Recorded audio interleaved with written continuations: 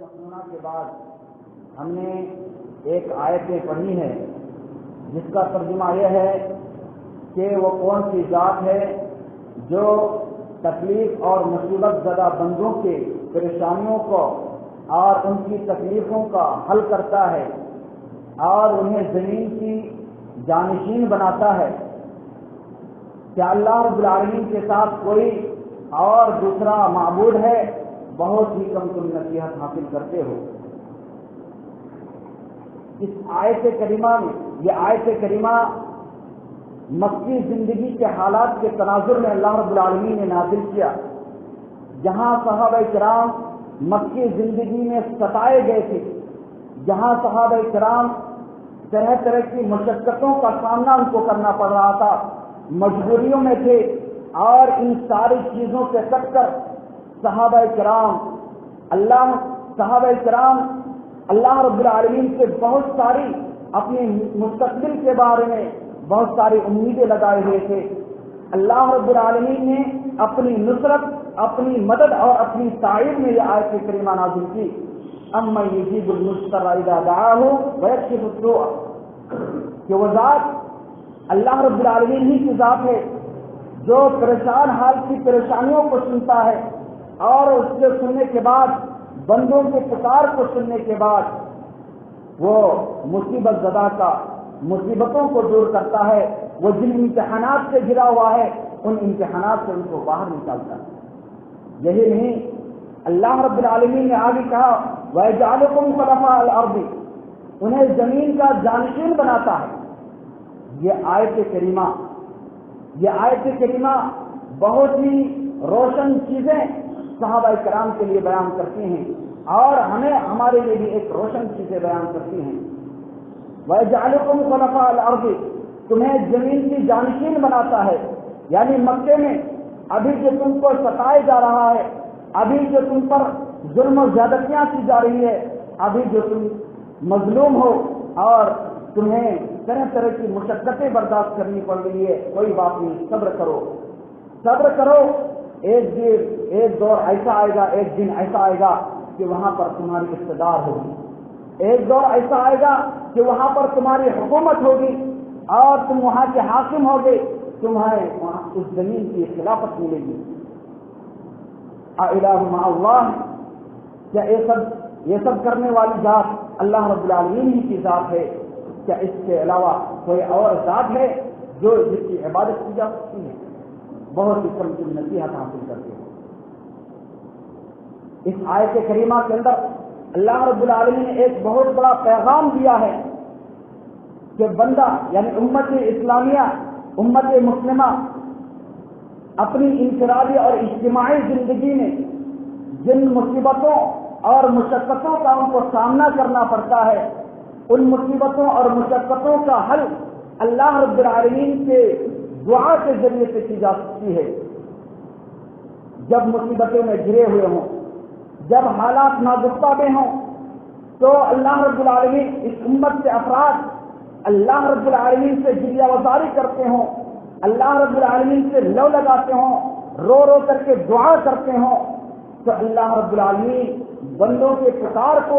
ضرور سنتا ہے۔ اللہ رب العالمین بندوں کے ہاتھ کو خالی ہاتھ نہیں لوٹاتا، انہیں ضرور عطا کرتا ہے۔ محترم حضرات، دعا سب سے افضل ترین عبادت ہے۔ جہاں دعا سب سے افضل ترین عبادت ہے، وہیں پر ہماری مشکلوں کا حل کرنے کا ایک اہم ذریعہ ہے۔ جہاں دعا سے اللہ رب العالمین کی عبادت ہوتی ہے، وہیں پر ہماری الجھنیں اور پریشانیاں حل ہوتی ہیں، وہیں پر ہماری پریشانیاں اور الجھنوں کا حل ہوتا ہے۔ اس لیے شریعت کی تعلیم ہے کہ حالات کتنا ناگفتہ بھی کیوں نہ ہو، حالات کتنے پیچیدہ کیوں نہ ہو، حالات کتنے کٹھن اور مشکل کیوں نہ ہو، حالات کتنے چیلنجز بھرے کیوں نہ ہو، حالات کتنا ناموافق کیوں نہ ہو، دشمن کے آگے اپنا ہتھیار نہیں ڈالنا ہے۔ دشمن کے آگے اپنا ہتھیار نہ ڈالو، اور ہو سکتا ہے کہ دشمن تم سے زیادہ پاورفل ہو، دشمن تم سے زیادہ طاقتور ہو، تم سے زیادہ مضبوط ہو، لیکن ایک تو کام تو کر سکتے ہو، دعا تو کر سکتے ہو، دعا کو نہ چھوڑو۔ دعا کرتے رہو، اللہ رب العالمین سے مدد مانگتے رہو۔ نامساعد حالات میں، ناموافق حالات میں امید کی کرن بن کر کے پیدا ہوگی اور اللہ رب العالمین وہاں سے راستہ نکالے گا جہاں کوئی راستہ نہیں۔ اللہ رب العالمین ایسی جگہ سے راستہ نکالے گا جہاں پر بظاہر دیکھنے میں راستہ نہیں نظر آتا۔ محترم سامعین، دعا ہمیں کرنا ہی ضروری ہے، دعا کرنا ضروری ہے۔ صحیح الترغیب کی ایک حدیث میں نبی کریم صلی اللہ علیہ وسلم نے فرمایا، عجز الناس امن عجز فی الدعاء، سب سے زیادہ بے بس انسان وہ ہے جو دعا کرنے سے بے بس ہو، سب سے زیادہ لاچار انسان وہ ہے جو دعا کرنے سے لاچار ہو، سب سے زیادہ مجبور انسان وہ ہے جو دعا کرنے سے مجبور ہو۔ ٹھیک ہے، تم کوئی تدبیر کر سکو نہ کر سکو، دعا تو کر سکتے ہو۔ سب سے زیادہ مجبور، سب سے زیادہ لاچار اور سب سے زیادہ مجبور انسان وہ ہے جو دعا کرنے سے عاجز ہو۔ یہ حدیث ہمیں اس بات کی ترغیب دیتی ہے، یہ تعلیم دیتی ہے کہ حالات کتنے بھی ناموافق کیوں نہ ہو، حالات کتنے کٹھن کیوں نہ ہو، حالات کے آگے ہتھیار ڈالتے ہوئے اللہ رب العالمین سے دعا کرنا ہے، اللہ رب العالمین سے لو لگانا ہے۔ اور یہ بات یاد رہے، اللہ رب العالمین کی مدد، اللہ رب العالمین کا قانون ہے کہ اللہ رب العالمین کی مدد، اللہ رب العالمین کی نصرت، اللہ رب العالمین کی تائید کیوں ہی نہیں آتی؟ بڑی مشکلوں کے بعد آتی ہے، بڑے امتحانات کے بعد آتی ہے، بڑے رونے دھونے کے بعد آتی ہے، بڑے گریہ وزاری کے بعد آتی ہے، بڑی عاجزی و انکساری کے بعد آتی ہے، اور بڑے لمبے سمے تک دعا کرنے کے بعد آتی ہے۔ جب امت کے افراد اجتماعی طور پر گریہ وزاری کا ایک ماحول بنے گا تو اللہ رب العالمین اس مشکلوں سے، اس پریشانیوں سے ضرور باہر نکالے گا۔ اللہ رب العالمین نے قرآن مجید کے اندر ارشاد فرمایا، فلولا اذ جاءهم بأسنا تضرعوا ولكن قست قلوبهم وزين لهم الشيطان ما كانوا يعملون۔ اللہ رب العالمین نے فرمایا کہ ہم فائنل عذاب دینے سے پہلے، آخری عذاب دینے سے پہلے چھوٹی چھوٹی عذاب لاتے ہیں، چھوٹی چھوٹی عذاب سکھاتے ہیں، تاکہ بندہ جو راہ راست سے بھٹکا ہوا ہے، جو راہ راست سے گمراہ ہے، وہ راہ راست پر آ جائے اور سیدھا عمل کرنے لگے۔ لیکن افسوس کی بات یہ ہے کہ ہمارے عذاب میں مبتلا ہونے کے بعد، ہمارے عذاب آنے کے باوجود بھی بندہ تصرف کرتے نہیں، عذاب میں مبتلا ہونے کے بعد بھی بندہ گریہ وزاری نہیں کرتے، عذاب میں مبتلا ہونے کے بعد بھی اللہ رب العالمین سے رو رو کر کے گڑ گڑا کر کے دعا نہیں کرتے، عذاب میں مبتلا ہونے کے بعد بھی بندہ ہمارے درمیان ہاتھ نہیں پھیلاتے۔ اللہ رب العالمین خود قرآن مجید میں کہہ رہا ہے کہ فلولا اذ جاءهم بأسنا تضرعوا، کہ ایسا کیوں نہ ہوا کہ جب ہماری عذاب آ گئی تو کوئی روئے ہوتے، کوئی گڑگڑائے ہوتے اور کوئی تضرع کیے ہوئے ہوتے، تو اس تضرع کی وجہ سے اللہ رب العالمین بندوں کی پکار کو سن کر کے اس کو اس مصیبتوں سے، اس مشکلوں سے، اس امتحانات سے اس کو آزاد کرتا۔ آج اللہ رب العالمین نے فرمایا وَلَٰكِن قَسَتْ قُلُوبُهُمْ، لیکن اس کے دل سخت ہو چکے ہیں۔ اللہ رب العالمین کا کوڑا برسنے کے بعد بھی ان کا دل نرم نہیں پڑتا، اللہ رب العالمین کا عذاب آنے کے بعد بھی وہ گریہ وزاری نہیں کرتا۔ وَزَيَّنَ لَهُمُ الشَّيْطَانُ مَا كَانُوا يَعْمَلُونَ، اور شیطان اس کے اعمال کو مزین کر رہا ہے، شیطان اس کے اعمال کو مزین کر کے پیش کر رہا ہے، اور وہ جو مصیبت میں مبتلا ہے اور جو وہ دن اور رات صبح شام جو اللہ رب العالمین کی نافرمانیاں کر رہا ہے، اس نافرمانیوں کو مزین طور پر مزین کر کے اسی چیز کو کامیاب زندگی تصور کر رہا ہے۔ محترم حضرات، ہماری اجتماعی و انفرادی زندگی ہو یا قومی و ملی زندگی ہو، دعا ایک ہمارا ہتھیار ہے۔ اس کو اگر آپ صحیح سے استعمال کریں تو دشمنوں کا دندان شکن جواب دے سکتے ہیں اور دشمنوں کو زیر اور نیست و نابود کر سکتے ہیں۔ آپ انبیاء کرام کی سیرتیں پڑھیں، نبی کریم صلی اللہ علیہ وسلم کی سیرتیں پڑھیں، آپ کو بے شمار واقعات ملیں گے کہ ناموافق حالات میں، حالات مشکل سے مشکل حالات میں نبی کریم صلی اللہ علیہ وسلم نے اور انبیاء علیہ السلام نے دعا کے ذریعے سے اپنا مشکل حل کیا. چند واقعات آپ کے سامنے بیان کروں گا تاکہ اس سے پتہ چلے کہ کس قدر انبیاء علیہ السلام اور نبی صلی اللہ علیہ وسلم ناموافق حالات میں مشکل سے مشکل ترین وقت میں اللہ رب العالمین سے اللہ لگانے کی وجہ سے اللہ رب العالمین نے ان کو مشکل سے نجات دلائی. سب سے پہلے پیغمبر حضرت نوح علیہ السلام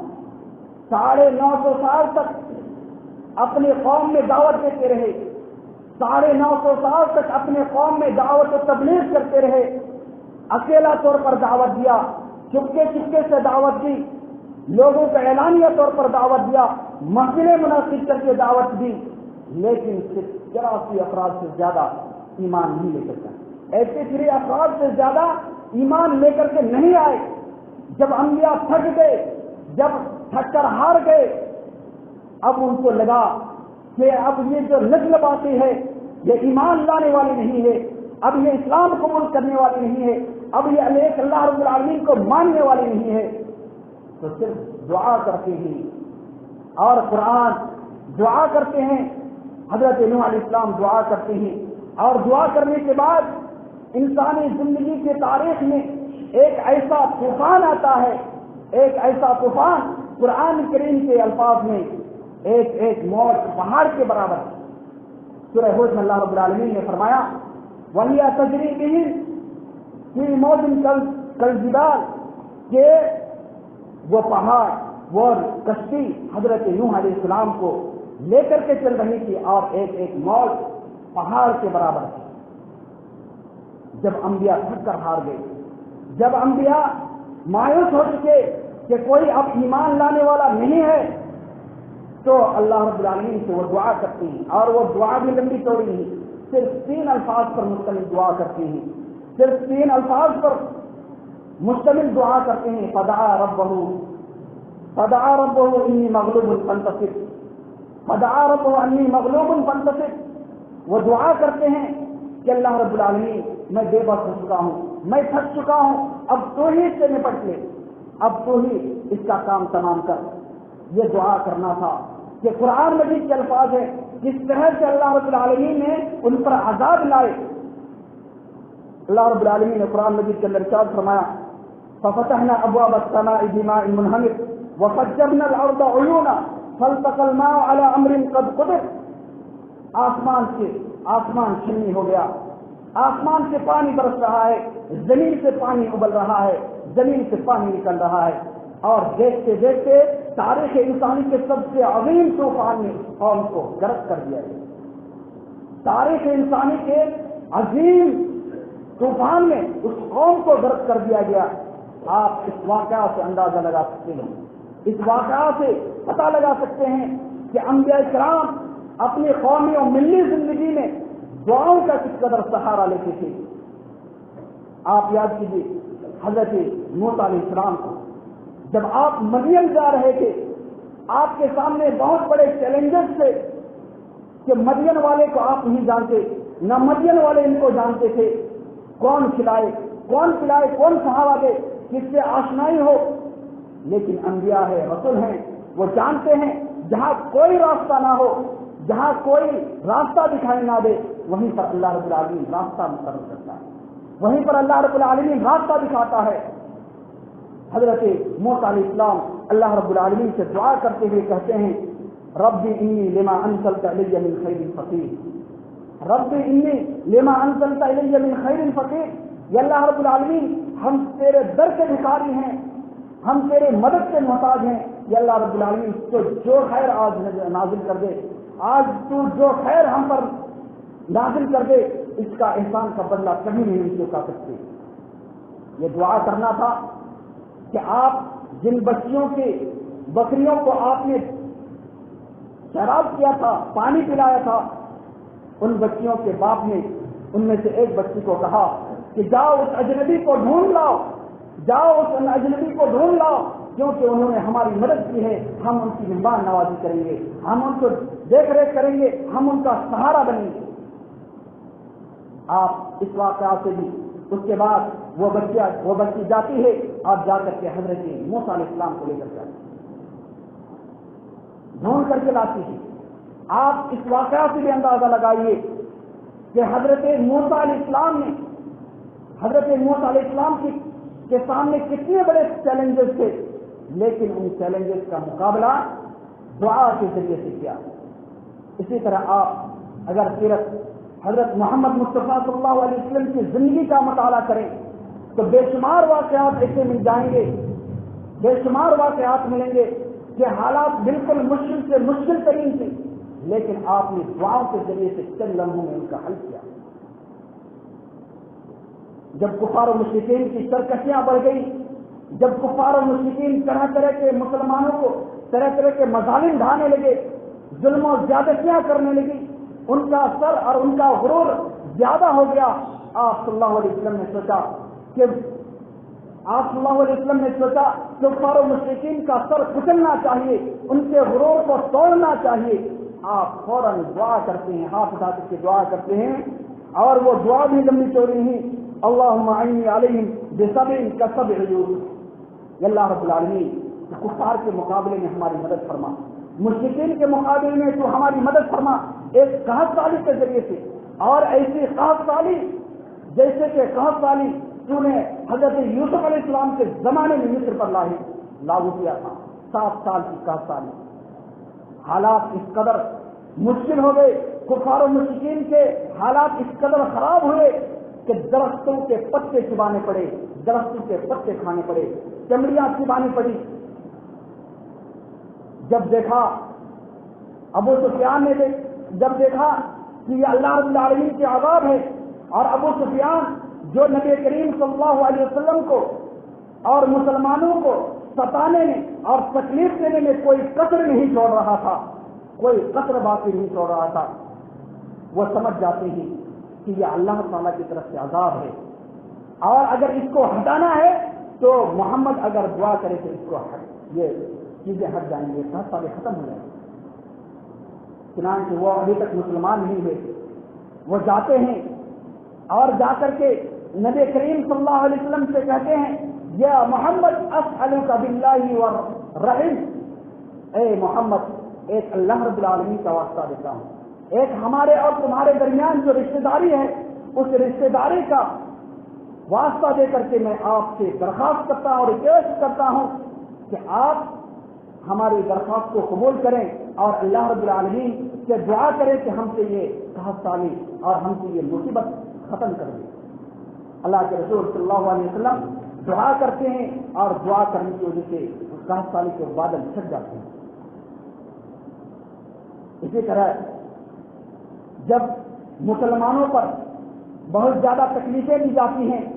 بہت زیادہ ستایا جاتا ہے، تو آپ قرۃ نازلہ کا اہتمام کرتے ہیں، اور قرۃ نازلہ ایک دعا ہی ہے، اور ایک دعا کے ذریعے سے آپ نام لے کر کے کمزور مسلمانوں کا نام لے کر کے آپ دعا کرتے ہیں۔ جب آپ صلی اللہ علیہ وسلم مکے سے ہجرت کر کے مدینہ پہنچ جاتے ہیں، اور بعض مسلمان جن کو کفار و مشرکین محصور کیے ہوئے ہوتے ہیں اور ان کو قید کیے ہوئے رکھتے ہیں، ان کو چھوڑتے نہیں، ان کا دل مدینہ میں لٹکا ہوا ہے، محمد صلی اللہ علیہ وسلم کے ساتھ جڑا ہوا ہے، لیکن اس کو محصور کر رہا، ان پر طرح طرح کی مظالم ڈھائے جا رہے ہیں، ان پر طرح طرح کی تکلیفیں دی جا رہی ہیں۔ اللہ کے رسول صلی اللہ علیہ وسلم تب قرۃ نازلہ کا اہتمام کرتے ہیں، اور نام لے کر کے اللہ کے رسول صلی اللہ علیہ وسلم دعا کرتے ہیں۔ اللہ کے رسول صلی اللہ علیہ وسلم نے دعا فرمایا، اللہم نجی ولید بن ولید، اللہم نجی حسام مسلمۃ بن حسام، اللہم نجی عیاش بن ربیعہ، اللہم نجی مستضعف المؤمنین۔ اللہ کے رسول صلی اللہ علیہ وسلم نے نام لے کر کے دعا فرمایا، اے اللہ رب العالمین تو ولید بن ولید کو کفار کے نرغے سے آزاد کر دے، یا اللہ رب العالمین تو مسلمہ بن حشام کو کفار کے قید و بند سے آزاد کر دے، یا اللہ رب العالمین عیاش بن ربیعہ کو تو کفار کے نرغے سے آزاد کر دے، یا اللہ رب العالمین کمزور مسلمان جن کو کفار و مشرکین نے قید و بند کر کے رکھا، اللہ رب العالمین تو ان کے چنگل سے ان کو آزاد کر دے، اور یا اللہ رب العالمین تو قبیلہ بزر پر اپنے عذاب کو سخت سے سخت کر دے۔ آپ صلی اللہ علیہ وسلم نے کمزور مسلمانوں کا نام لے لے کر کے دعا کی اور مشرکین کے خلاف بددعا کی، نام لے کر کے بددعا کی۔ سیرت کی کتابوں میں ایک سانحہ ایسا آیا، ایک سانحہ ایسا پیش آیا کہ کفار و مشرکین کے دو قبیلے رعل اور ذکوان، یہ دو قبیلے تھے، انہوں نے اسلام قبول کرنے کی دھوم رکھی۔ چند لوگ ان دونوں قبیلے سے آئے اور نبی کریم صلی اللہ علیہ وسلم کے پاس آ کر اسلام قبول کیا۔ آپ صلی اللہ علیہ وسلم نے 70 صحابہ کرام کو ان کے ساتھ ان کی تربیت کے لیے بھیجا، اور 70 کے 70 صحابہ کرام حافظ و قاری تھے، عالم دین تھے۔ انہوں نے جب وہ اپنے علاقے اور بستی میں پہنچا تو دھوکے سے 70 کے 70 صحابہ کرام کو شہید کر دیا، جس کی وجہ سے آپ صلی اللہ علیہ وسلم بہت غمزدہ ہوئے، بہت زیادہ غمزدہ ہوئے، اور پھر آپ صلی اللہ علیہ وسلم نے سورۃ نازلہ پڑھ کر کے آخری 5 نماز میں آخری رکعت میں رکوع کے بعد آپ صلی اللہ علیہ وسلم نے 5 نمازوں میں دعا کی، 5 نمازوں میں ان کے لیے بددعا کی۔ جہاں کمزور مسلمان ستائے جاتے ہیں، جہاں کمزور مسلمانوں پر سرکشیاں کی جاتی ہیں، ان پر طرح طرح کے مظالم ڈھائے جاتے ہیں، اور وہ مظالم جب حد سے گزر جاتا ہے تو آپ صلی اللہ علیہ وسلم دعا کا سہارا لیتے ہیں، آپ صلی اللہ علیہ وسلم دعا کا سہارا لیتے ہیں۔ اسی طرح سے آپ نے وقت کے حکمرانوں کو خط لکھا، ایران کے بادشاہ کو خط لکھا، روم کے بادشاہ کو خط لکھا، اور دیگر ممالک میں آپ نے خطوط بھیجے، اور خطوط بھیج کر کے صلح حدیبیہ کے بعد سارے حکمرانوں سے مخاطب ہوئے، اور پھر جنہوں نے سب سے زیادہ آپ صلی اللہ علیہ وسلم سے بدتمیزیاں کی وہ ہے ایران کا بادشاہ قیصر اور کسرا، یعنی روم اور ایران، ان کو قیصر اور کسرا کہا جاتا تھا۔ یہ اس وقت کا سپر پاور ملک مانا جاتا تھا، سب سے زیادہ طاقتور ملک مانا جاتا تھا۔ آپ نے اس سے مخاطب ہوتے ہوئے فرمایا اسلم تسلم، سلامتی چاہتے ہو اسلام قبول کر لو، اگر تم سلامتی چاہتے ہو تو اسلام قبول کر لو۔ ایران کا بادشاہ نے آپ صلی اللہ علیہ وسلم کے قاصد کے ساتھ بدتمیزیاں کی اور آپ کے خط کو چاک کر ڈالا، پھاڑ ڈالا۔ آپ صلی اللہ علیہ وسلم کو جب یہ خط پہنچی، آج جب یہ خبر پہنچی تو آپ صلی اللہ علیہ وسلم نے صرف 2-3 لفظ کہے، مزق اللہ ملکہ، اللہ رب العالمین تو اس کے ملک کے بھی ٹکڑے ٹکڑے کر دے، ان کے ملک کو بھی ٹکڑے ٹکڑے کر دے۔ یہ دعا کرنا تھا کہ کسرا کا بیٹا ان کے باپ کے خلاف کھڑا ہو گیا اور ان کو قتل کر ڈالا، اور دیکھتے دیکھتے حضرت عمر فاروق رضی اللہ تعالیٰ عنہ کے دور خلافت میں وہ اسلامی کنٹری بن گیا اور اسلامی حکومت وہاں پر قائم ہو گئی۔ آپ اس واقعہ سے بھی اندازہ لگا سکتے ہیں کہ آپ صلی اللہ علیہ وسلم نے کس قدر مشکل حالات میں دعاؤں کا سہارا لیا۔ آپ یاد کیجئے غزوہ احزاب کا واقعہ کو یاد کیجئے، جہاں کفار و مشرکین اور یہود دونوں مل گئے تھے۔ 10,000 کی ناقابل تسخیر فوج مدینہ پر حملہ کرنے والی تھی، 10,000 کی ناقابل تسخیر فوج مدینہ پر حملہ کرنے والی تھی۔ اس سے پہلے یہ ہوتا تھا کہ آپ مشرکین سے الگ جنگ کرتے تھے، یہودیوں سے الگ جنگ کرتے تھے، لیکن اس بار ایسا ہوا کہ کفار و مشرکین دونوں ایک ساتھ ہو گئے، اور 10,000 کی تعداد کا جو فوج تھا وہ مدینہ پر حملہ کرنے والا تھا۔ آپ صلی اللہ علیہ وسلم نے دعاؤں کا سہارا لیا، تدبیر اختیار کی، خندق ہو دی گئی، اور پھر آپ صلی اللہ علیہ وسلم نے دعا کی اللہم منزل الکتاب سریع الحساب اہزم الاحزاب اللہم اہزمہم وزلزلہم۔ آپ صلی اللہ علیہ وسلم نے دعا کی کہ اے کتاب کو نازل کرنے والے، اے کتاب کو اتارنے والے، اے جلدی سے جلدی حساب لینے والے، منزل اللہم منزل الکتاب سریع الحساب اہزم الاحزاب، اللہ رب العالمین دشمنوں کو لشکروں سمیت اس کو شکست دے دے اور ان کے درمیان زلزلہ پیدا کر دے، ان کے ساری چیزوں کو تتر بتر کر دے۔ اور دعا سنا تھا کہ رنگ دکھاتی ہے اور اس کے بعد وہ سارے ناکام اور نامراد لوٹ جاتی ہیں۔ اللہ رب العالمین نے قرآن مجید کے اندر اس کا نقشہ اس طرح کھینچا ہے، ورد اللہ الذین کفروا بغیظہم لم ینالوا خیرا وکفی اللہ المؤمنین القتال وکان اللہ قویا عزیزا۔ اللہ رب العالمین نے فرمایا کہ ورد اللہ الذین کفروا بغیظہم، اللہ رب العالمین نے کافروں کو، کفار و مشرکین کو، یہودیوں کو نامراد ناکام لوٹا دیا۔ جب 10,000 کی ناقابل تصویر فوج لے کر کے آئے تھے، نامراد بغیر کوئی نقصان پہنچائے ہوئے، مسلمانوں کا ذرہ برابر بھی نقصان بغیر پہنچائے ہوئے وہ واپس ہو گئے۔ اور اللہ رب العالمین مومنوں کی طرف سے ان کے لیے کافی ہو گیا۔ اور اللہ رب العالمین عزیز طاقت والا ہے۔ اس واقعات سے بھی آپ اندازہ لگا سکتے ہیں کہ آپ کتنا نازکتا کے حالات میں دعاؤں کا سہارا لیا۔ آج ملک کے حالات جس قدر بنے ہوئے ہیں، اگر آج بھی ہم خلوص للہیت کے ساتھ، صدق دل کے ساتھ، اخلاص للہیت کے ساتھ اللہ رب العالمین سے دعا کریں، گڑ گڑائیں، اپنے گناہوں کی معافی طلب کریں اور اپنی بدفعلیوں سے، بد اعمال سے،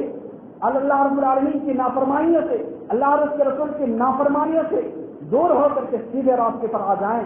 اور پھر اللہ رب العالمین سے لو لگائیں، گڑ گڑائیں، تو یہ مشکلیں ہم سے حل ہو سکتی ہیں، یہ مشکلیں ہم سے ٹل سکتی ہیں، یہ مشکلیں ہم سے ختم ہو سکتی ہیں۔